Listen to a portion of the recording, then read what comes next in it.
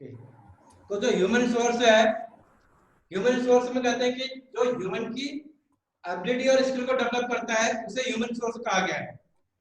थोड़ा सा उस दिन की चीजें रिवाइज कर ले रहे हैं विद इन 2 मिनट्स। और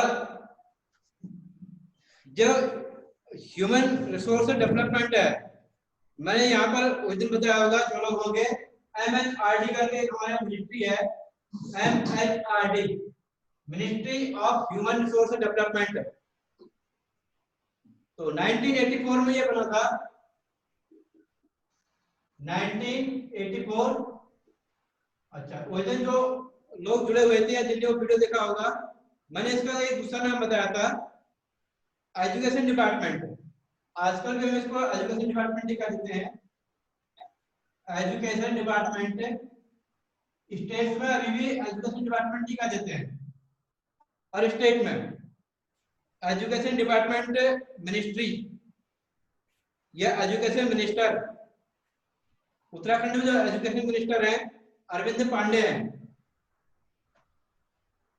और जो हमारे MHRD मिनिस्टर हैं, MHRD होंगे सेंट्रल गवर्नमेंट में जो हमारा एजुकेशन मिनिस्टर है, उसका नाम वहां पर ministry of human resource development कहा गया है। वहां पर है doctor Ramesh Pokhriyal Nishank, you is the minister of the MHRD। इसके आगे लिख लेना, तो प्रेजेंट में डॉक्टर रमेश पोखरियाल निशंक। निशंक इनका एक निकनेम है।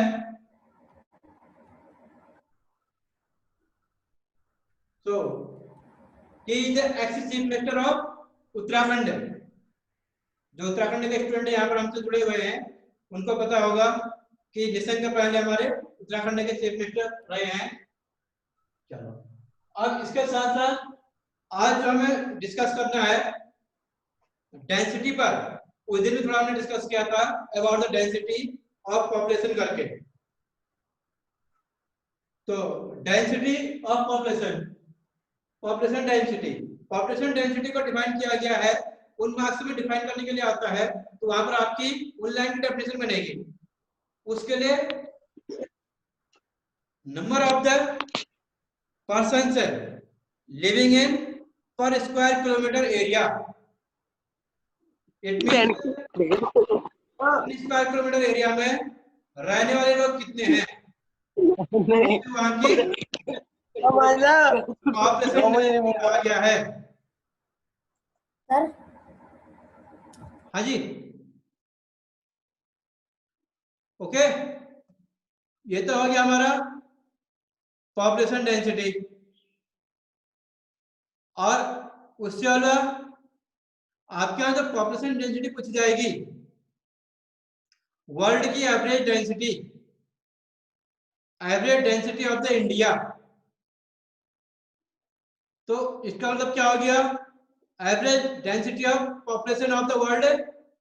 तो पूरे वर्ल्ड में जितना भी हमारा एरिया है उसके अकॉर्डिंग 1 स्क्वायर किलोमीटर में एवरेज लगभग कितने आदमी रहते होंगे, उसे कहा गया है average density of the world.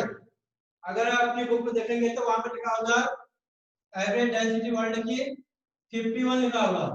It means पूरे वर्ल्ड की जितनी भी पॉपुलेशन है, कहीं पर कम लोग कहीं पर ज्यादा लोग रहते होंगे, तो एवरेज में आ गया 51। कहीं बुक्स में 45 दिया है, कहीं 49 दिया है।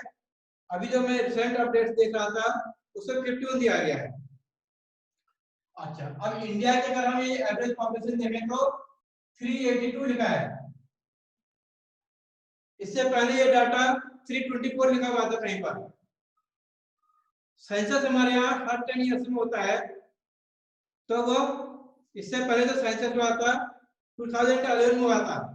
नेक्स्ट सेंसस 2021 में होना है, it means on next year.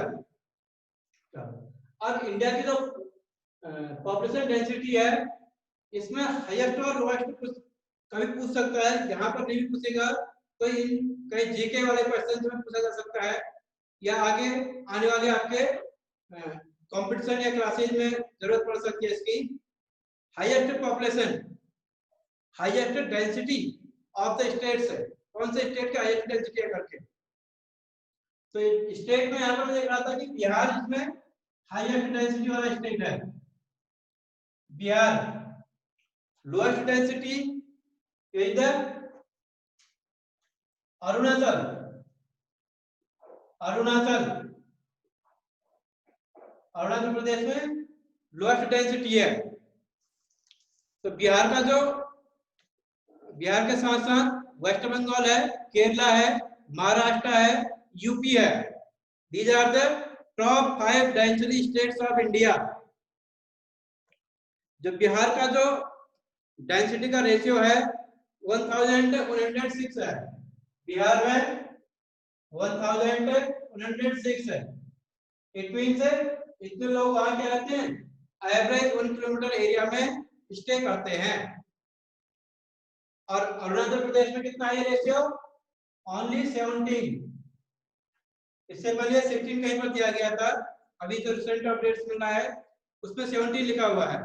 तो इसका मतलब क्या समझते हैं, अरुणाचल प्रदेश में लार्ज एरिया में बहुत कम लोग रहते हैं, और यहाँ पर बिहार में उतनी ही एरिया में 1106 लोग रहते हैं। अगर हम इसी में कहा जाए यूनियन टेरिटरी की बात करें, union territory NCR Delhi, NCR Delhi, national capital region Delhi करके, यहाँ पर जो 1 किलोमीटर एरिया में रहने वाले लोग हैं 11,000। उतने ही एरिया में अरुणाचल प्रदेश में कितने रह रहे हैं, ओनली 17 मेंबर्स है। और बिहार में 1106 है, और एनसीआर में 11,297, 11,297। इट मीन्स वहां 1 स्क्वायर किलोमीटर एरिया में रहने वाले लोग हैं। तो क्या होगा, वहां जो मल्टी स्टोरी बिल्डिंग्स हैं उसमें रहने वाले लोगों की संख्या बहुत ज्यादा है, उससे के आधार पर वहां का डेंसिटी ऑफ पॉपुलेशन ज्यादा है। अब हम यहाँ डिस्कस करेंगे एक पर्टिकुलर प्लेस में लोग कम और ज्यादा क्यों रहते हैं। As you described, here is the 1 kilometer area, 11,000 people are living. In Arunachal Pradesh, only 17 people are living in the 1 square kilometer area. In Bihar, 1,100 people are living in the 1 square kilometer area. Here Uttar Pradesh, 500 people. Uttarakhand, 300 people. West Bengal, 900. तो ऐसे क्या है, ये 19 square kilometre area में रहने वाले लोग हैं। तो यहाँ पर अब ये लोग कम और ज्यादा क्यों रहती है एक जगह पर, इसे हम कहते हैं factors affecting the population of one place. Factors affecting the population of one place, ये फैक्टर्स हैं। ये वाला क्वेश्चन आपके पास जब आएगा तो 5 मार्क्स में पूछा जाएगा लॉन्ग क्वेश्चन के बेस पर।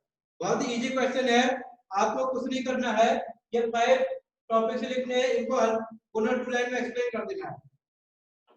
हो सकता है 2 टाइप्स से पूछे, these are the geographical factor and these are the social, culture and economic factor। तो मैक्सिमम हमारे यहाँ geographical factor पूछता है, या वैसे नॉर्मली खाली फैक्टर पूछता है। What are the factors of the affecting population, ये क्यों पूछा जाएगा। तो इसमें फर्स्टली टोपोग्राफी लिखा हुआ है। इट मींस टोपोग्राफी कैसे लोगों के रहन सहन को अफेक्ट करती है। तो इसमें आप क्या लिखेंगे, टोपोग्राफी का मतलब होता है नेचर ऑफ द लैंड, जिसको कहा गया है। Nature of the land means कहीं पर हिली एरिया है, कहीं प्लेन एरिया है, कहीं रिवर वैलीज है।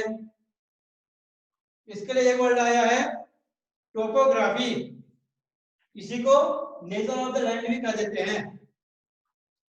तो इट मींस क्या होगा, जहां पर प्लेन एरिया होगा वहां पर मैक्सिमम लोग रहेंगे, वहां की डेंसिटी सबसे ज्यादा होगी। जहां हिली एरिया होगा वहां डेंसिटी बहुत कम होगी। That's why in plain area NCR, Delhi, 11,297 people are living in 1 square kilometer area, and the area of the Arunachal is the hilly area.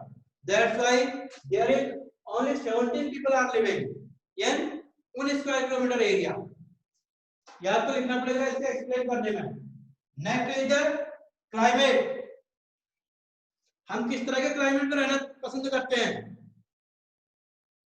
Neither hot nor cold, न तो ज्यादा hot हो न ज्यादा कोल्ड हो.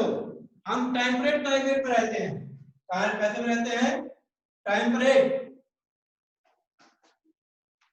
तो वर्ल्ड की जो मैक्सिमम पॉपुलेशन है वो टेम्परेट क्लाइमेट में रहना पसंद करती है.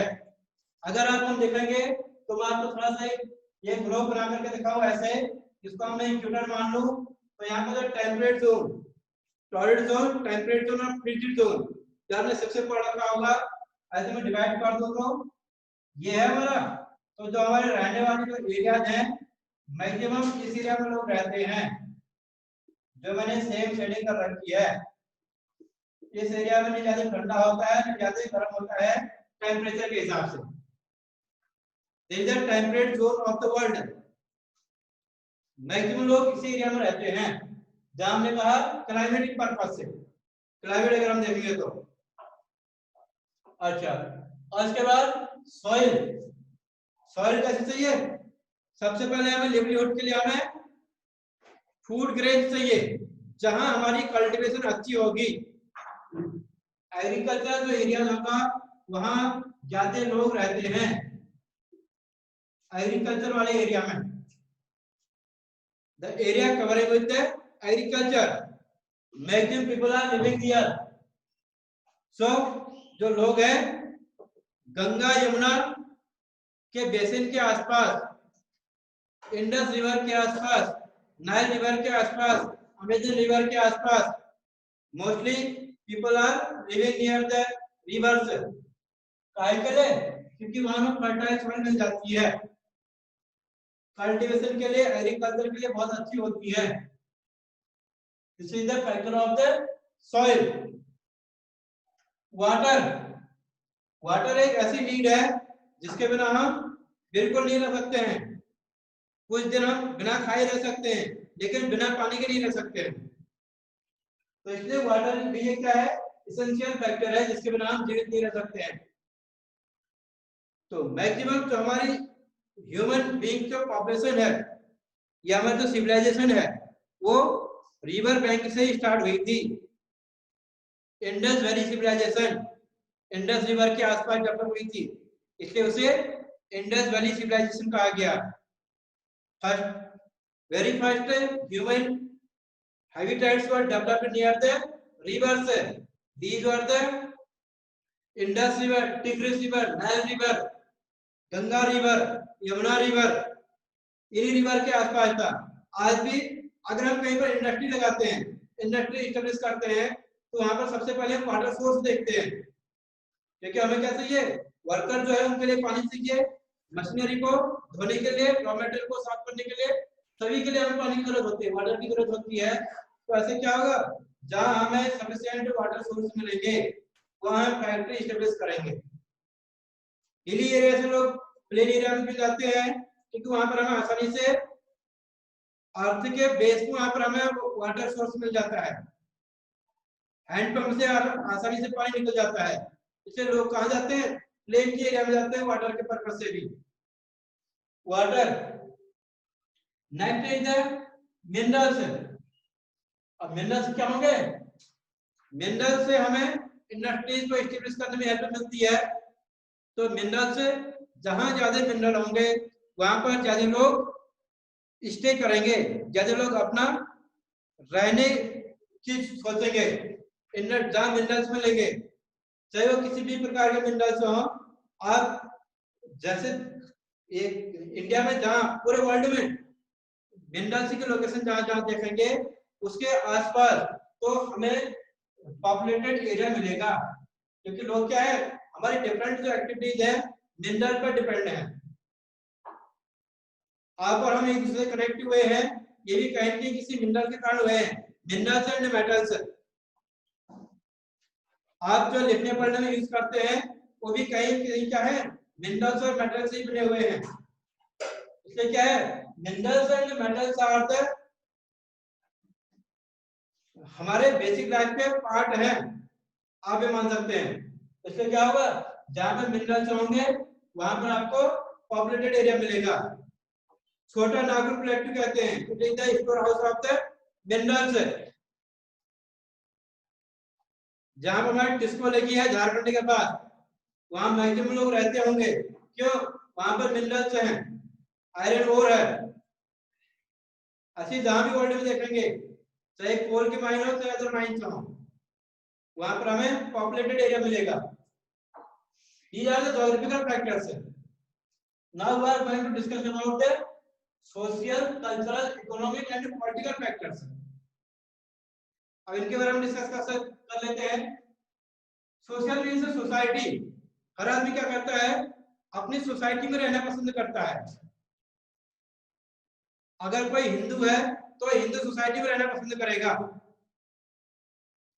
इंडिया में अगर हम स्टेट के हिसाब से देखें तो कहीं भी आप देखोगे, आप कहीं अब्रॉड जा रहे हो, आपको कोई अपने स्टेट का मिल जाएगा, या साउथ में आप गए हो, आपको कहीं अपने स्टेट का मिल जाएगा, तो आपको क्या लगेगा, अपना फैमिली मेंबर जैसा लगेगा। अपने स्टेट में हम कहीं इंटर स्टेट में कहीं इधर जाते हैं, कोई अपने डिस्ट्रिक्ट वाला मिल गया तो हमें अपनी फैमिली जैसा लगता है। तो हर आदमी क्या चाहता है, अपनी जैसी सोसाइटी चाहता है। चाहे वो रिलीजियस मैटर आप उसका देख लें, चाहे कल्चरल मैटर देख लें, चाहे अपना कुछ अदर मैटर देख लें, सबका देखते हैं अपनी जैसी सोसाइटी चाहते हैं। तो सोशल फैक्टर इसमें क्या है, एक बड़ा फैक्टर है। हिंदू में भी देखोगे तो वहां भी अकॉर्डिंग टू कास्ट सब लोग एक जगह रहना पसंद करते हैं, अपनी कास्ट के अकॉर्डिंग, अपनी कास्ट वाले के पास जाना पसंद करते हैं। हिंदू मुस्लिम में देखोगे तो मुस्लिम मुस्लिम के पास रहना पसंद करता है, हिंदू हिंदू के पास रहना पसंद करता है। This is known as the social factor. आपने अपने यहाँ भी देखा होगा, दो स्टेट के बच्चे या एक डिस्ट्रिक्ट के बच्चे स्टूडेंट जो हैं, सेम डिस्ट्रिक्ट वाले हैं, तो क्या करेंगे, वो अपने आसपास रहना चाहते हैं। आपकी बार बार क्वेरी आ जाती है, वो मेरे बगल का रहने वाला है, मुझे उसके बगल में बैठा दो। This is also the social factor. Cultural factor means जो हमारे रीति रिवाज हैं, सेलिब्रेशंस हैं, रीति रिवाज और सेलिब्रेशन के साथ हम क्या करना चाहते हैं, अपने जो सेम कल्चर वाले हैं उनके साथ रहना चाहते हैं। इसे known as the cultural factors. तो छठ पूजा अगर होती है तो छठ मनाने वाले सब एक साथ छठ मनाने के लिए खुश हो जाते हैं, चलो तुम भी वहीं के हो, हम भी वहीं के हैं, छठ एक जगह मना लेंगे, एक साथ मना लेंगे। होली दिवाली वाले भी ऐसे होते हैं, क्योंकि होली दिवाली सब जगह नहीं मनाई जाती है, कुछ पार्ट से मनाई जाती है इंडिया में। तो हमें क्या होगा, ऐसे कुछ लोग मिल जाएंगे, चलो कहीं बाहर जाके, तो आप भी होली मनाने वाले, हम भी होली मनाने वाले हैं, तो दोनों क्या होंगे, एक साथ रहना पसंद करेंगे। उनके कल्चर एक होगा, उनका ट्रेडिशन एक होगा, उनकी सोसाइटी एक होगी, खान पान रहन सहन भी एक हो जाता है। फिर इकोनॉमिक फैक्टर। इकोनॉमिक फैक्टर में क्या जानते हैं आप, रिच एंड पुअर। जो पुअर पीपल है उनकी एक कम्युनिटी टाइप की बन जाती है, रिच पीपल है उनकी एक अपनी कम्युनिटी बन जाती है, उन्हीं के साथ उनके रिलेशन बनते हैं, उठना बैठना उनके साथ होता है। आप थोड़ा सा देखें, जो हमारे जो एमएलए और एमपीज हैं, मिनिस्टर्स हैं, उनका क्या होगा, खाना पीना उठना बैठना, और उनकी रिलेशनशिप किससे होगी, उसी लेवल के आदमियों से होगी, या मिनिस्टर से होगी, या एमएलए से होगी, या किसी ब्यूरोक्रेट से होगी। इसमें होना इधर इकोनॉमिक फैक्टर। आदमी क्या होगा, जिस हिसाब से पैसा कमाता है, अपना स्टेटस उसके अकॉर्डिंग बनाता है, और उसी प्रकार के लोगों के साथ रहना पसंद करता है जो उसके बराबर कमाने वाले होंगे। इसे known as the economic factor.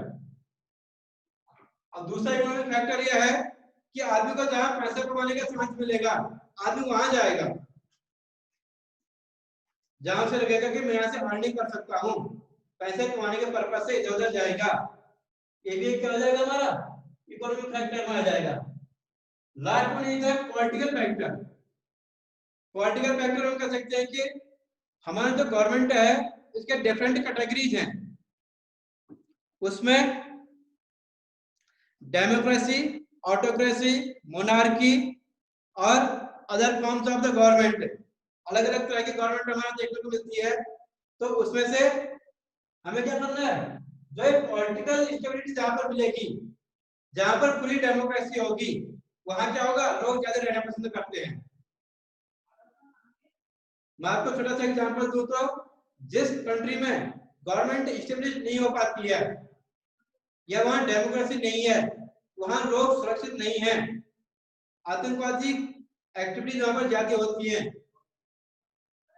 तो वहां लोग रहना पसंद नहीं करेंगे। लोग कहां रहना पसंद करेंगे, जहां शांत एरिया होगा, पीसफुल एरिया होगा, जहां पूरी डेमोक्रेसी होगी, वहां पर क्या करेंगे, वो लोग भी अपनी बात रख पाएंगे। आदमी वहीं रहना पसंद करेगा जहां उसे प्रॉपर रिस्पेक्ट मिले, जहां सम्मान मिले। एक कोई अभी आपको उसे क्या कर रहा था, तो लोग क्या करते हैं, ऐसी जगह पर रहना पसंद करते हैं। तो this is known as political factors. तो ये क्या हो गए, ये हमारा समराइजेशन हो गया है पॉलिटिकल और इकोनॉमिक फैक्टर्स के। और ये जो ज्योग्राफिकल फैक्टर्स हैं, फैक्टर से 5 मार्क्स से पूछे जाते हैं। अब जब हम कल जो डिस्कस करेंगे, आपके पॉपुलेशन चेंज पर डिस्कस करेंगे। Tomorrow we will discuss about the political population change, population change पर डिस्कस करेंगे।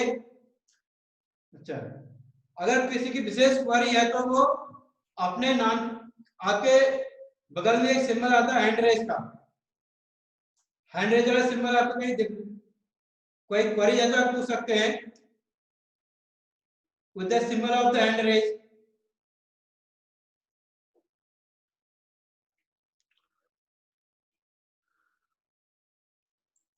मानविंदर जोशी, तो इकोनॉमिक वाला फिर से बता दो सर। इकोनॉमिक फैक्टर में 2 चीजें हैं, एक तो आदमी के पास जहां कमाने के साधन है वहां जाएगा, पैसे कमाने के लिए आदमी इधर उधर जाता है नौकरी करने के लिए।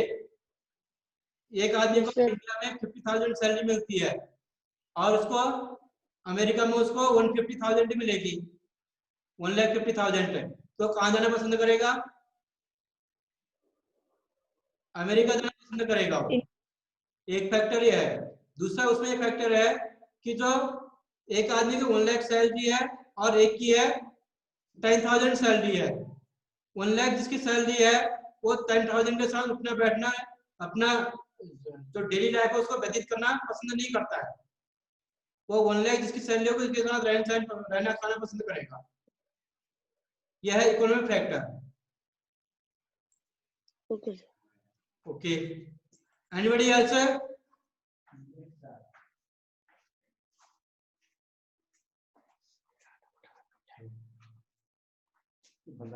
Okay, your time is going to over. Thanks for today.